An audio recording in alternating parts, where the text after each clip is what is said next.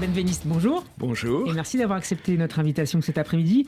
Nous vous recevons à l'occasion de la parution aux éditions Auteurs du Monde de votre livre Sadat et Begin, dialogue de paix, le récit de la relation entre deux dirigeants, l'un israélien juif, l'autre égyptien musulman, engagés à la fin des années 70 dans un dialogue, des négociations qui déboucheront sur les accords de Camp David. Anwar el-Sadat, dont le 40e anniversaire de l'assassinat a été récemment commémoré en Égypte. Est-ce que c'est cette date qui vous a conduit à vous lancer dans ce projet éditorial ? Incontestablement, le fait que nous approchions du 40e anniversaire de l'assassinat de Sadat m'a incité à envisager ce livre parce que je souhaitais retracer la relation profonde entre les deux hommes, entre ces deux disciples d'Abraham, qui ont décidé de faire de l'impossible paix la paix possible. Et l'assassinat de Sadat, à travers lequel je veux démontrer que s'ils ont tué l'homme, ils n'ont pas tué la paix, est un marqueur qui doit nous permettre d'espérer en permanence. Ce qui a été fait à un moment serait peut-être difficile à faire aujourd'hui. Ce sont les précurseurs des accords d'Abraham signés l'année dernière ? Incontestablement. C'était beaucoup plus difficile d'initier pour chacun d'eux une relation de paix que de la continuer. Maintenant, il y a beaucoup de mérite pour ceux qui la continuent. Mais ceux qui l'ont initiée, c'est extraordinaire. Comme le rappelle Elie Wiesel, qui lui aussi fut prix Nobel de la paix, parce que tous les deux, Sadat et Begin, l'ont été, prix Nobel de la paix. Comme le rappelle Elie Wiesel, ce qui appartient à Dieu, c'est le commencement. Mais ce qui appartient à l'homme, c'est le recommencement. Donc il y a une très grande vertu pour ceux qui aujourd'hui perpétuent le geste impensable, mais réalisé, de Sadat et de Begin. Alors le livre est introduit par une préface d'Enrico Macias, le chanteur, qui rappelle aux plus jeunes générations qu'il a été invité en 1979 à chanter au pied des pyramides de Gizeh. Je n'ai pas retrouvé le son, mais ça pourrait intéresser nos auditeurs.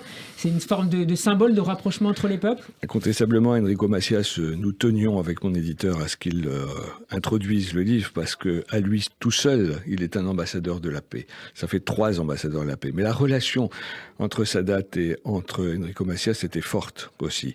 Sadat était un homme d'un charme extraordinaire qui savait fidéliser les amitiés, et cette qualité est une des conditions pour réaliser la paix. Il faut une chaleur humaine, sinon on ne peut rien dégeler sans chaleur humaine. Il y avait du respect entre ces deux hommes, entre Menachem Begin et Anwar el-Sadat ? Ce sont 2 personnalités très différentes qui se sont énormément appréciées et qui ont fait un tandem.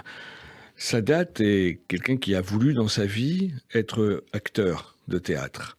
Puis il a été militaire, puis il a connu de revers, puis il est arrivé à la vice-présidence de la République d'Égypte, puis il est arrivé président. Begin est un homme qui a connu les prisons soviétiques. C'est un homme d'épreuve. Puis il a résisté pendant la mandature britannique. C'est un homme profondément intègre, profondément juste, profondément droit. Eh bien, ces 2 hommes, aussi différents qu'ils soient, avaient un élément qui les reliait, c'est une fois pour toutes la volonté de paix. Et à travers cette volonté de paix, une fois pour toutes, l'impératif d'en finir avec des morts aussi nombreuses, aussi douloureuses qu'inutiles. La situation avec les négociations avec Israël s'ouvre alors que la situation intérieure égyptienne est particulièrement délicate, avec des émeutes de la faim en 1977. Qu'est-ce qui pousse néanmoins Sadat à opérer un virage à 180 ou 360 degrés et à envisager d'entamer des pourparlers avec Israël ? En réalité, Sadat a, comme on dirait aujourd'hui, en fond d'écran, la préoccupation de la paix. Il sait très bien que toutes les guerres vont se dupliquer, toutes les guerres vont finir de la même manière, par la victoire d'Israël. Et ça, il y pense dès fin 73-74 ? Voilà. Il tend la main, mais il l'attend d'une certaine manière qui n'est pas facile de saisir. Il se passe quelque chose avec l'arrivée de Begin au pouvoir. Begin est le premier leader de droite. Il rompt, en quelque sorte politiquement, avec ses prédécesseurs. Avec ce fameux discours du 20 juin 77. Bien sûr, le jour où il prend ses fonctions, où il est intronisé devant la Knesset, il lance un appel au roi Hussein de Jordanie et au président syrien et égyptien. Et seul Sadat va répondre. Parce que Sadat n'attend que ça, en réalité. Vous notez d'ailleurs, et c'est intéressant, que Sadat veut absolument être le premier à répondre et qu'il apprécie assez peu le roi jordanien. Mais tout à fait. Il va d'ailleurs beaucoup mieux s'entendre avec Begin qu'il va s'entendre avec les autres. Les 2 hommes vont apprendre à s'apprécier au point qu'une véritable amitié va naître. Et lorsque Sadat est assassiné, Begin va dire spontanément « j'ai perdu un ami ». Je voudrais juste vous donner un souvenir de quelqu'un.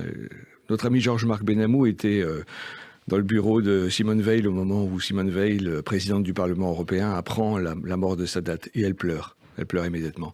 Sadat a été une chance pour l'humanité et il ne faut pas amoindrir les mérites de Begin qui aussi a été une chance. En réalité, c'est leur amitié. Ces deux fils d'Abraham sont des véritables metteurs en scène de la parole de la Torah que nous apprenons cette semaine, Lech Lecha. Qu'est-ce que veut dire Lech Lecha, qu'on traduit bien le plus souvent par va pour toi, mais c'est progresse sur la voie que moi, le maître de l'univers, je t'ai assigné, et surtout, ne t'arrête pas devant les épreuves qui vont être infligées. C'est exactement ce que ces deux disciples d'Abraham vont faire. Vous écrivez, Marc Benveniste, que dès le début, Anwar el-Sadat est persuadé à la certitude absolue qu'il sera éliminé comme une quinzaine d'années plus tôt John Kennedy, assassiné par les ennemis de la paix, les acharnés de la haine, soulignez-vous.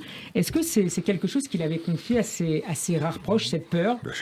Bien sûr, c'est quelque chose qu'il a confié à Enrico Macias, c'est quelque chose qu'il a dit à d'autres. Sadat, comme Begin, a compris les raisons du conflit, de ce conflit permanent qui est en fait artificiel. Il est suscité, maintenu, mais instrumentalisé. Oui, absolument. Et eux décident d'être des instruments de la paix. Ils vont rompre avec une logique qui s'imposait. Et à deux, c'est suffisant. C'est suffisant. J'allais dire presque contre le reste du monde, puisqu'il y a l'opposition islamiste. Mais bien sûr, quand Sadat... et les puissances arabes qui sont opposées, évidemment, à ce et même en Israël, pas tout le monde n'était convaincu. Quand Sadat arrive le 19 novembre en Israël, les rencontres sont très chaleureuses avec Golda Meir. Il offre un cadeau à Golda Meir qui vient d'être grand-mère. Il voit Sharon, il dit « vous... ne venez pas en Égypte parce que je serai obligé de vous mettre en prison. » Mais le lendemain, le discours qu'il fait à la Knesset, il n'est pas bien ressenti. Parce que les deux hommes ont tenu un langage de vérité.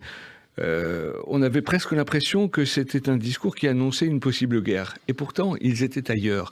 Et dans cet ailleurs, il y a la construction de la paix, il y a le fait de donner une chance à l'intelligence humaine. C'est ce qu'ils vont faire et c'est la victoire qu'ils vont gagner. Le traité de paix israélo-égyptien est toujours en vigueur aujourd'hui. C'est dans ce sens-là que je disais tout à l'heure, ils n'ont absolument pas assassiné la paix. La construction de la paix, justement, on va terminer avec cela, Marc Benveniste. Est-ce que vous diriez que plus de 4 décennies après, la paix, non plus seulement entre les deux États, mais entre les deux peuples, existe toujours, se développe? Ou est-ce qu'on pourrait aller encore plus loin? On doit aller plus loin. Les questions territoriales vont devoir être résolues d'une manière ou d'une autre. Mais aujourd'hui, ce que ces deux hommes ont fait, c'est de rendre irréversible la paix. La guerre est vécue comme une absurdité qui ferait perdre du temps. Aujourd'hui, il faut construire, développer, et plus personne n'a envie de perdre son temps, y compris pour faire plaisir à certains, à faire la guerre. Marc Benveniste, merci beaucoup d'avoir accepté notre invitation. Merci Je rappelle beaucoup. Le titre de votre livre, Sadat et Begin, publié chez Acteurs du Monde. Votre interview est à retrouver sur la page YouTube de Radio J. À très bientôt. Merci.